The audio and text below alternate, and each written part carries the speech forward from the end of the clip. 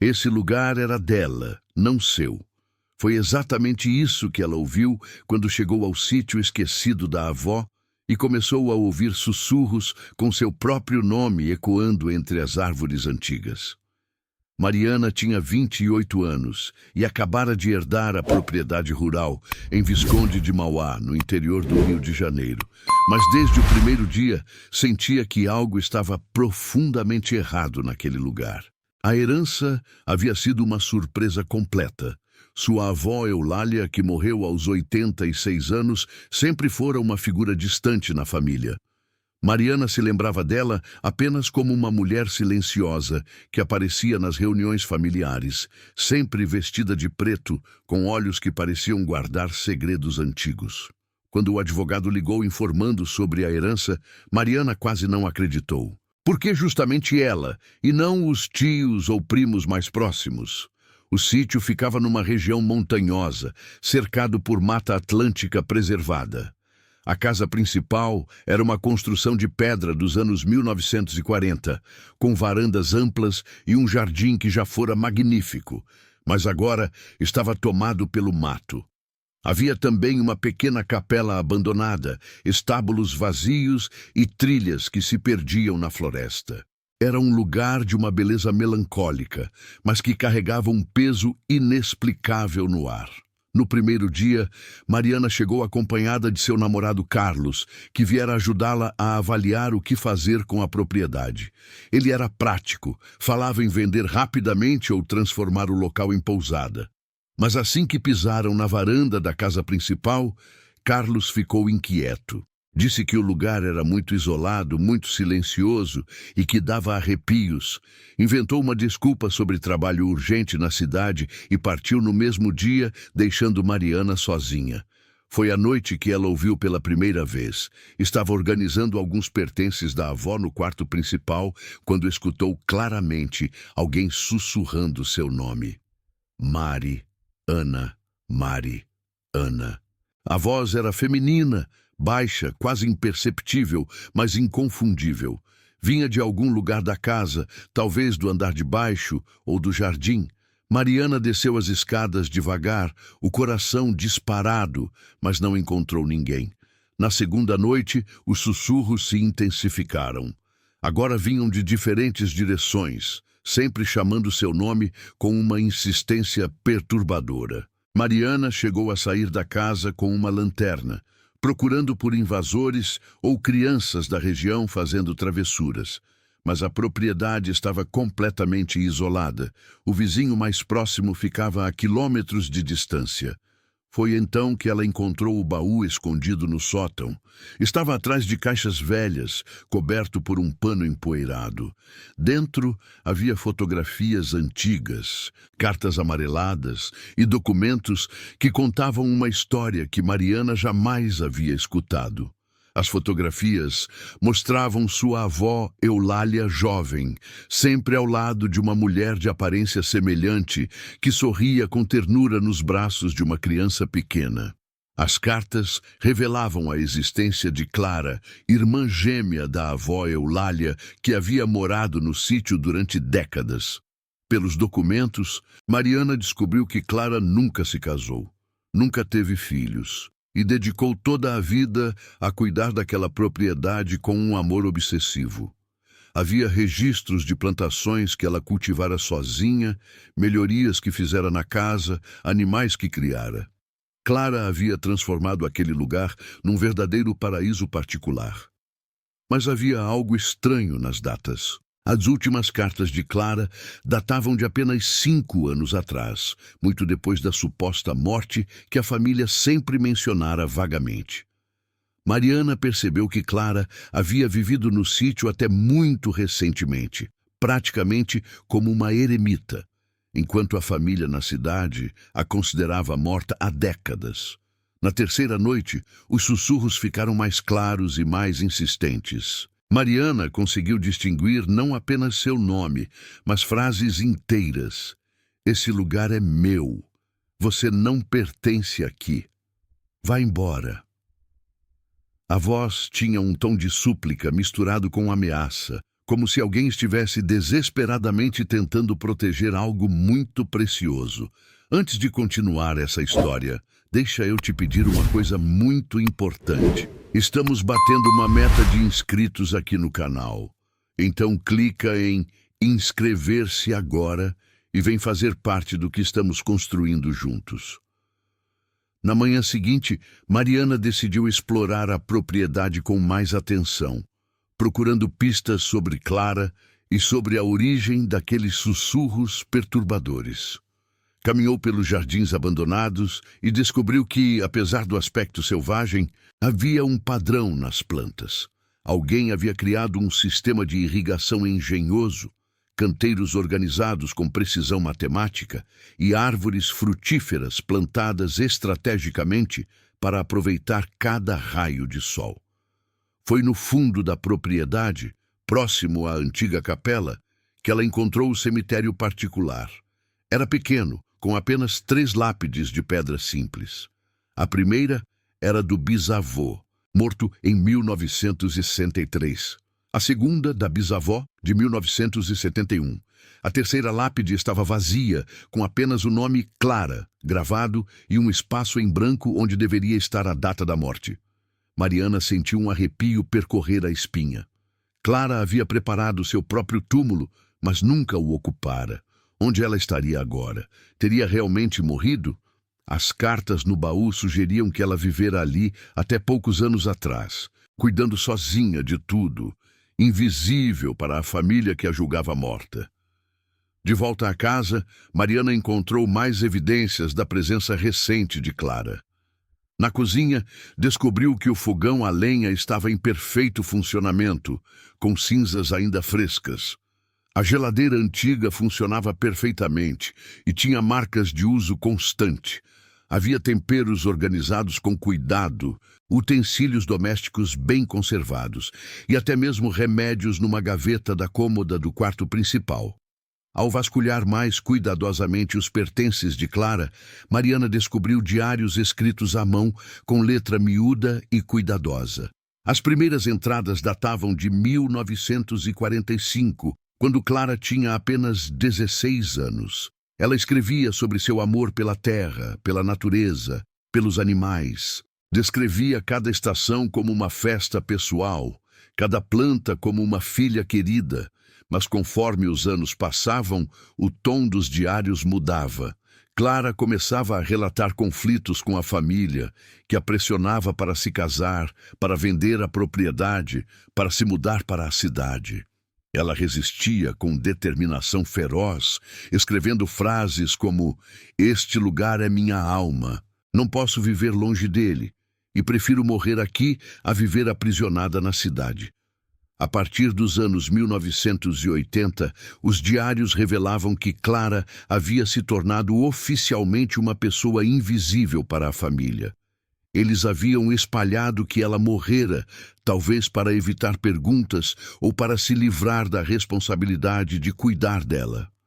Clara descobrira a mentira e decidira viver de acordo com ela, tornando-se literalmente uma fantasma em vida.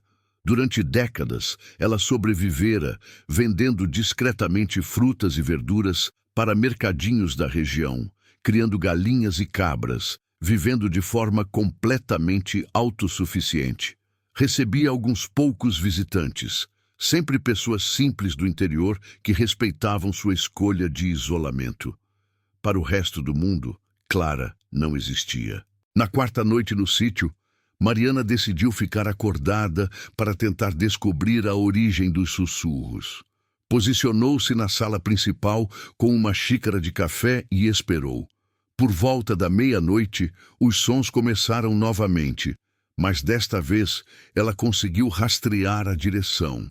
Vinham claramente do jardim, próximo à antiga estufa de plantas. Armando-se de coragem e de uma lanterna potente, Mariana saiu da casa e caminhou lentamente em direção aos sussurros.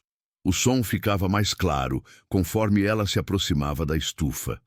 Não era apenas seu nome sendo chamado, mas uma conversa inteira, como se alguém estivesse falando sozinho ou com pessoas invisíveis.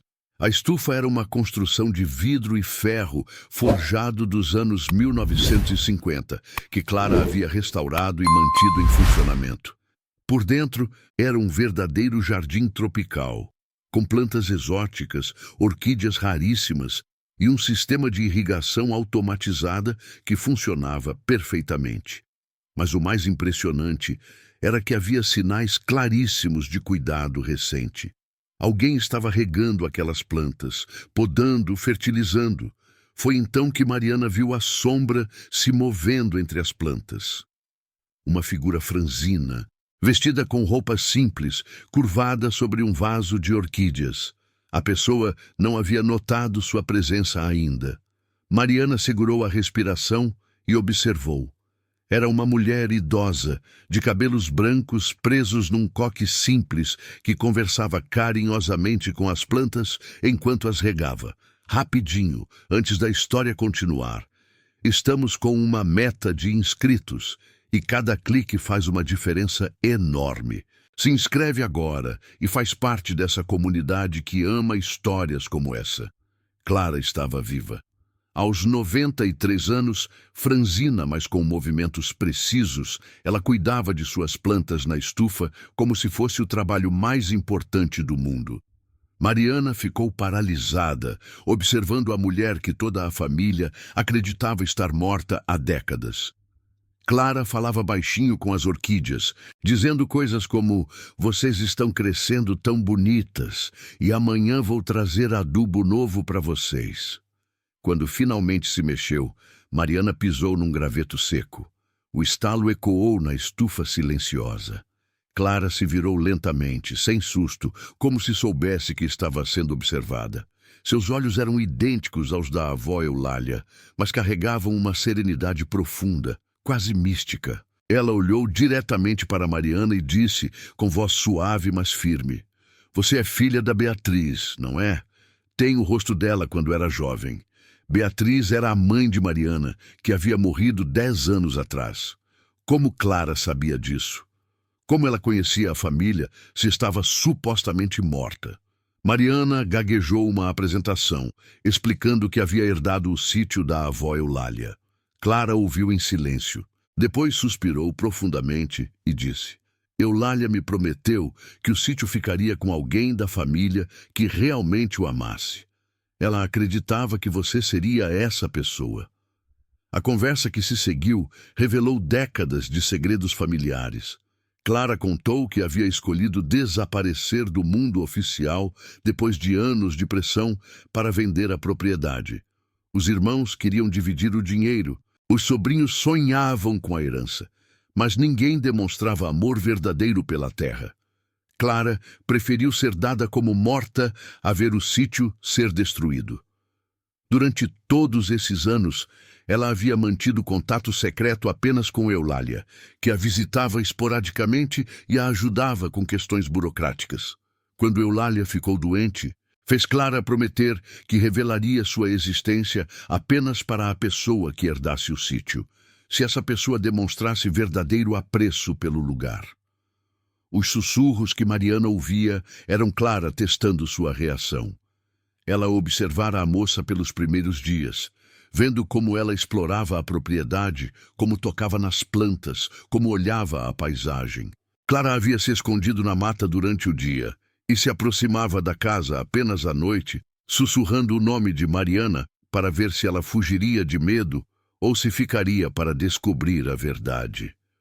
"Muita gente já veio aqui ao longo dos anos", explicou Clara, enquanto continuava regando suas plantas. "Curiosos, caçadores de tesouros, até mesmo alguns parentes distantes tentando reivindicar pedaços da propriedade. Todos saíam correndo quando começavam a ouvir os sussurros. Você foi a primeira a ficar, a primeira a procurar respostas ao invés de fugir." Mariana estava fascinada e, ao mesmo tempo, chocada. Clara havia vivido como uma eremita por décadas, sobrevivendo completamente sozinha, criando um mundo particular perfeito e autossuficiente. Mas havia algo profundamente triste nessa história também. Uma mulher que havia abdicado de toda a conexão humana normal para proteger um pedaço de terra. "Onde você mora?" perguntou Mariana. Clara sorriu e apontou para uma trilha que se perdia na mata. "Construí uma casinha pequena lá no alto, onde ninguém consegue ver. Tenho tudo o que preciso: água de nascente, energia solar, horta, criação pequena de galinhas. Vivo melhor que muita gente na cidade." Durante as horas seguintes, Clara mostrou a Mariana todos os segredos da propriedade. Havia um sistema de captação de água da chuva que ela projetara sozinha, painéis solares escondidos entre as árvores, uma horta orgânica que produzia alimentos o ano inteiro. Clara havia transformado o sítio numa verdadeira obra de engenharia ecológica, décadas antes de essas práticas se tornarem populares. Mas a revelação mais impactante veio quando Clara levou Mariana até a antiga capela. Por dentro, o local havia sido transformado numa espécie de arquivo. Havia centenas de fotografias das plantas e animais da região, registros climáticos anotados à mão durante 50 anos, mapas detalhados de cada fonte d'água, cada árvore centenária, cada trilha da mata. "Eu sou a guardiã deste lugar", disse Clara com simplicidade. "Conheço cada pássaro que nidifica aqui, cada planta que floresce, cada mudança na terra ao longo das décadas. Este conhecimento não pode morrer comigo." Era então que Mariana compreendeu a real dimensão da herança.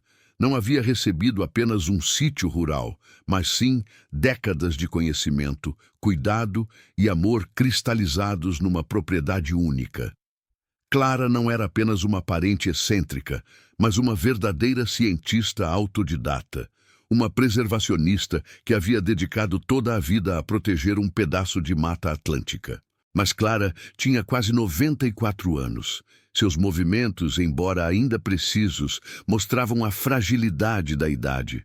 Suas mãos tremiam levemente ao segurar as ferramentas de jardinagem. Ela sabia que seu tempo estava se esgotando e, por isso, havia concordado que Eulália revelasse sua existência através da herança. Se essa injustiça te revolta, se inscreve para apoiar histórias como essa. Estamos quase chegando na nossa meta. Nos dias seguintes, Clara começou a ensinar Mariana tudo sobre o sítio com uma urgência quase desesperada. Acordavam antes do amanhecer para observar os pássaros que vinham beber água na nascente. Clara conhecia cada espécie pelo canto, sabia exatamente onde cada uma fazia ninho, em que época do ano se reproduziam. "Aquele bem-te-vi ali cria nesta região há 3 gerações", dizia, apontando para um galho específico. "A família dele sempre escolhe a mesma árvore." Mariana descobriu que Clara havia criado um verdadeiro santuário ecológico. A propriedade abrigava espécies de plantas que estavam desaparecendo da região, orquídeas que Clara havia resgatado de áreas em processo de desmatamento, árvores frutíferas nativas que ela propagava através de sementes coletadas na mata. Cada canteiro tinha uma história. Cada planta havia sido escolhida com propósito científico e emocional. Mas o mais impressionante era o sistema de preservação que Clara havia desenvolvido. Ela mantinha registros detalhados de tudo. Quando cada árvore frutificava, quais plantas atraíam quais insetos, como o clima local havia mudado ao longo das décadas. Seus cadernos eram verdadeiros tratados de ecologia aplicada, escritos com a observação meticulosa de alguém que havia dedicado a vida inteira a um único lugar. "O mundo lá fora está mudando muito rápido", disse Clara, enquanto mostravam o laboratório improvisado que mantinha num dos cômodos da casa principal. "As pessoas perderam a conexão com a terra, querem tudo pronto, tudo rápido. Aqui eu consegui manter as coisas como elas deveriam ser, no ritmo certo, respeitando cada estação." Durante uma das caminhadas pela propriedade, Clara revelou o que mais a preocupava. Havia sinais de que empresas de agronegócio estavam comprando terras na região, derrubando mata nativa para plantar eucalipto. Algumas das nascentes que alimentavam o sistema hídrico do sítio já estavam sendo afetadas. Clara sabia que sua pequena propriedade seria cada vez mais valiosa como refúgio ambiental, mas também mais ameaçada pela pressão econômica. Por isso sua avó escolheu você, explicou Clara. Ela me contou que você estudou biologia, que sempre demonstrou amor pela natureza. Os outros herdeiros teriam vendido tudo em questão de meses. Você é a única da família que pode continuar este trabalho. Mariana sentia-se ao mesmo tempo honrada e sobrecarregada pela responsabilidade. Havia trabalhado durante anos como bióloga em laboratórios urbanos, analisando poluição e degradação ambiental. Estava acostumada a documentar a destruição, não a preservar a vida. A ideia de largar tudo na cidade para se tornar guardiã de um sítio isolado era ao mesmo tempo fascinante e aterrorizante. Clara percebeu a hesitação da moça e decidiu mostrar-lhe o projeto mais ambicioso que havia desenvolvido. Conduziu Mariana até uma área afastada da propriedade, onde havia criado um verdadeiro banco de sementes. Em pequenos galpões climatizados, Clara mantinha amostras de centenas de espécies nativas, cuidadosamente catalogadas e preservadas. Cada uma dessas sementes representa uma espécie que pode desaparecer da região, explicou Clara. Algumas eu coletei há 20 anos, outras são mais recentes. Se o pior acontecer, se toda a mata ao redor for destruída, essas sementes podem regenerar tudo novamente no futuro. Mariana ficou emocionada ao perceber a dimensão do trabalho de Clara. A mulher havia criado sozinha um projeto de conservação que rivalizava com iniciativas de grandes universidades e ONGs ambientais.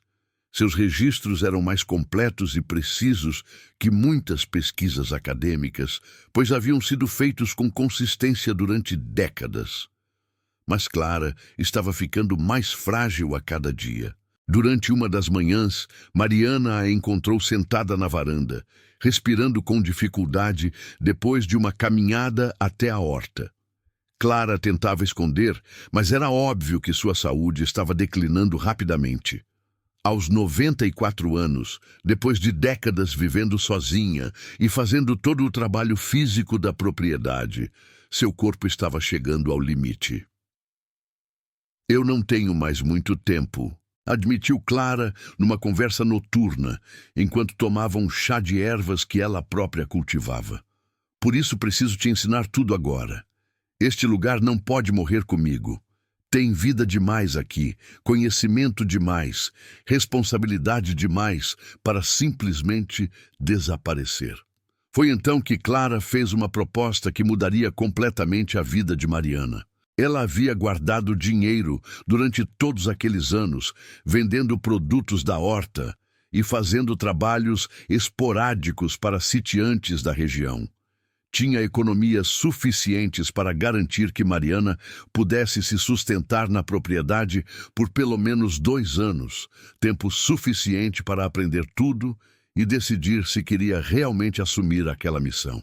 Mas eu não posso simplesmente abandonar minha vida na cidade, protestou Mariana. Clara sorriu com compreensão e respondeu: eu também pensei isso quando era jovem. Achava que precisava sair daqui para ter uma vida de verdade. Mas descobri que vida de verdade é isso. Cuidar de algo maior que você, deixar o mundo um pouco melhor do que encontrou. Naquela noite, Mariana não conseguiu dormir. Ficou na varanda observando as estrelas e pensando na proposta de Clara. Sua vida na cidade era confortável, mas vazia. Trabalhava num laboratório analisando amostras de poluição, vivia num apartamento pequeno, tinha um relacionamento que estava esfriando. Aqui no sítio, sentia uma conexão com algo profundo e significativo que nunca havia experimentado antes. A virada estava chegando. Se você quer ver mais histórias de superação como essa, se inscreve no canal agora. A decisão veio numa manhã, quando Mariana encontrou Clara desmaiada na estufa, rodeada pelas orquídeas que ela tanto amava. O susto de quase perdê-la fez Mariana perceber que havia encontrado não apenas uma parente extraordinária, mas uma mentora e um propósito de vida que jamais imaginara possível. Enquanto esperava a ambulância chegar, segurando a mão frágil de Clara, Mariana tomou sua decisão. Ficaria no sítio.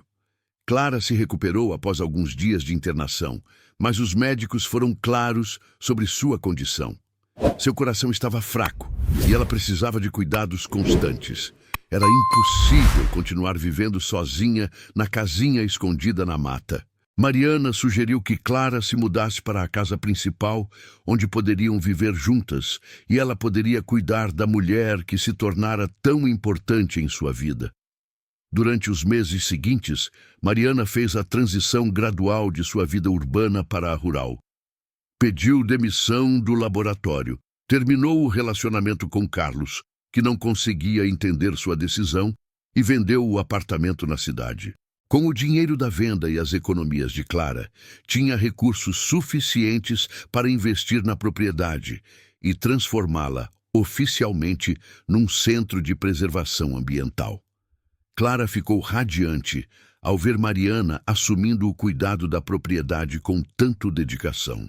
Juntas, começaram a documentar sistematicamente todo o conhecimento que Clara havia acumulado durante décadas. Mariana usou seus conhecimentos científicos para organizar os registros de Clara em formato acadêmico, criando um banco de dados digital que preservaria aquela sabedoria para as futuras gerações.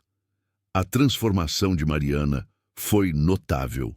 A bióloga urbana e estressada se tornou uma mulher serena e conectada com a terra.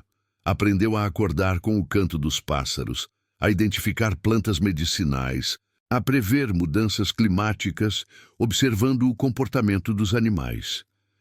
Clara se tornara sua professora em tudo, desde técnicas de compostagem até filosofia de vida. 6 meses depois de se mudar definitivamente para o sítio, Mariana recebeu uma visita inesperada. Um grupo de biólogos de uma universidade do Rio de Janeiro havia ouvido falar do trabalho de preservação que estava sendo desenvolvido na propriedade. Queriam conhecer o projeto e propor uma parceria oficial para transformar o sítio num centro de pesquisa reconhecido academicamente. A visita resultou numa colaboração extraordinária. A universidade forneceu equipamentos científicos e recursos para pesquisa, enquanto o sítio oferecia um laboratório natural único, com décadas de dados coletados sistematicamente. Mariana se tornou pesquisadora associada da universidade, podendo continuar o trabalho de Clara com apoio institucional e reconhecimento científico. Clara viveu mais 2 anos após a chegada de Mariana, tempo suficiente para ver sua vida dedicada à preservação ambiental ser reconhecida e continuada. Ela morreu peacefully numa tarde de outono, sentada na varanda que tanto amava, observando os pássaros que conhecia há décadas. Seu último pedido foi ser enterrada no cemitério da propriedade ao lado dos bisavós, finalmente ocupando a lápide que havia preparado tantos anos antes.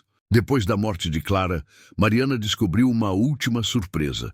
Entre os pertences da mentora, encontrou documentos que mostravam que Clara havia registrado oficialmente Mariana como sua herdeira única.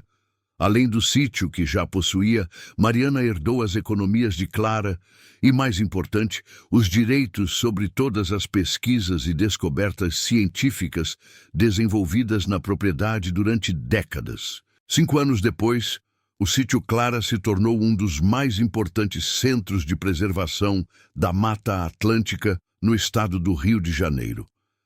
Mariana desenvolveu programas educacionais que recebem estudantes de todo o país, criou um banco de sementes reconhecido internacionalmente e publicou vários artigos científicos baseados nas observações de Clara. A propriedade, que quase foi vendida por pressão familiar, se tornou um exemplo mundial de conservação ambiental.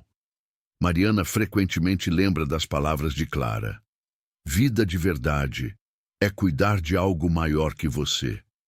Ela encontrou sua verdadeira vocação não nos laboratórios da cidade, mas numa estufa perdida no interior, guiada pelos sussurros de uma mulher extraordinária que havia dedicado a vida inteira à preservação da natureza. O trabalho de Clara não morreu com ela. Pelo contrário, ganhou nova vida através de Mariana e se multiplicou através das centenas de pesquisadores e estudantes que hoje frequentam o sítio. Os sussurros, que uma vez assombravam a propriedade, se transformaram no som de vozes jovens aprendendo sobre preservação ambiental, perpetuando para sempre o legado de amor pela terra que Clara havia criado. Mariana nunca se arrependeu da decisão de abandonar a vida urbana. Encontrou no sítio não apenas um lar, mas uma missão de vida que a conectou com algo muito maior que ela mesma. As palavras de Clara ecoam até hoje em seu trabalho. Este conhecimento não pode morrer comigo. E não morreu. Vive, cresce e se multiplica a cada dia, garantindo que a Mata Atlântica preserve seus segredos e sua beleza para as próximas gerações. Se essa história te inspirou, compartilha e se inscreve para mais depoimentos. Você chegou até o final. Obrigada.